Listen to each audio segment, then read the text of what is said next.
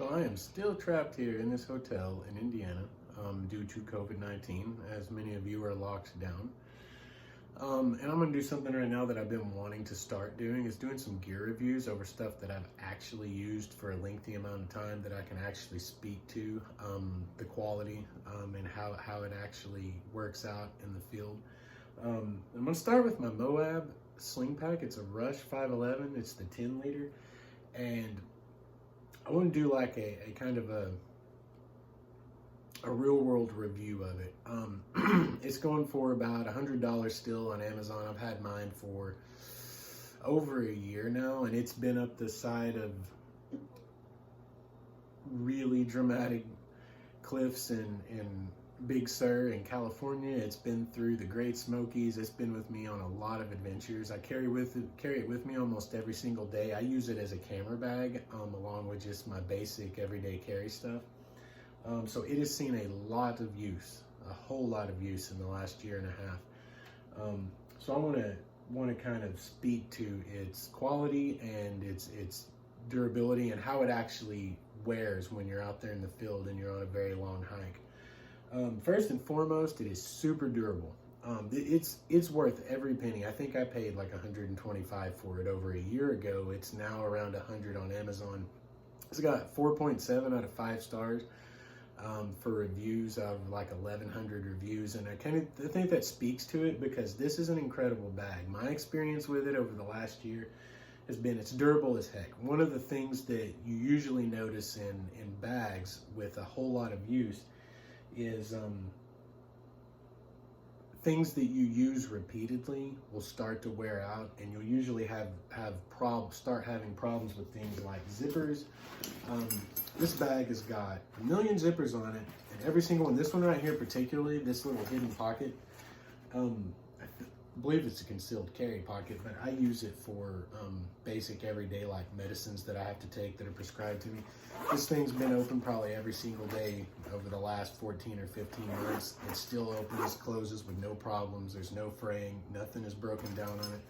I use this zipper a lot too because I carry my camera in here, and I'm going to show you how one of the useful things about this bag, especially when it comes to like me using the camera or other things you might want to quickly access here in a minute, a little bit later in the video.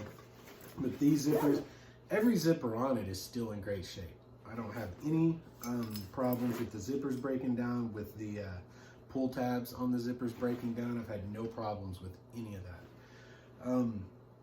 There are no fibers, there's no thread starting to bear anywhere.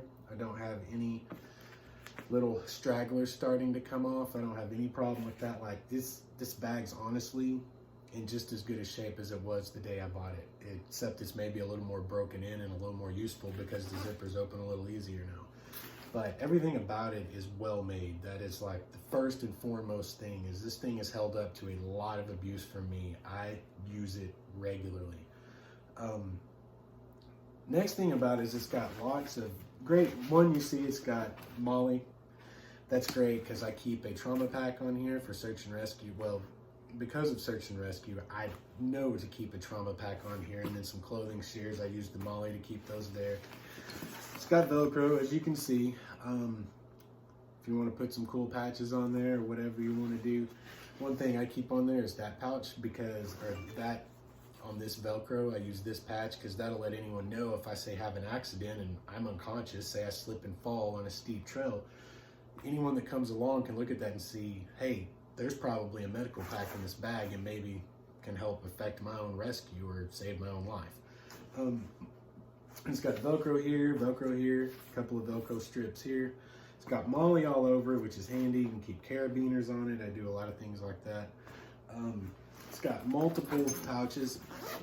I've got all my stuff laid out up here on the bed because I've been going through it. But as you can see in here, it's got an inner pouch. Oh, the lighting's not very good, is it? It's got an inner zipper pouch that's covered, and then an open pouch. It's got a couple places you can keep pins. I use it for like a lens cleaning pin. Plenty of room in there. You open up the main compartment. It's got a small divider at the very bottom, if you get in here, that can help keep some things separated from others when this is closed up tight. On this side of the bag, it's got these Velcro pouches that are accessible from both sides, like ambidextrous. You can pull it open on either side, and it's also got zippers on either side where you can reach in. I believe that's also for the concealed carry portion. I'm pretty sure that's what this bag was originally created for. For my purposes, I don't need it for that. I do that in different ways. But this has got a lot of great pouches and places to keep things I use for photography, basically, for my purposes. It's got this little pouch I mentioned earlier up here. Small one right on the top for things that you might want to access regularly. Really like that. And then right here on the shoulder, it's got a pouch. And this is, I believe this is for a phone, where you can put your phone in here and I believe run your wires, like your headphone wires, out through there. I've never used it for that. I keep my headlamp in here. That's handy. And then on the very back, what rides against your back is this zipper pouch that you can open. Get down in there, and it's good for, it's not a big, wide opening to drop like large things in, but like if you wanted to keep maps in there, if you wanted to keep, say, like I said, a pistol in there, I believe it's concealed carry.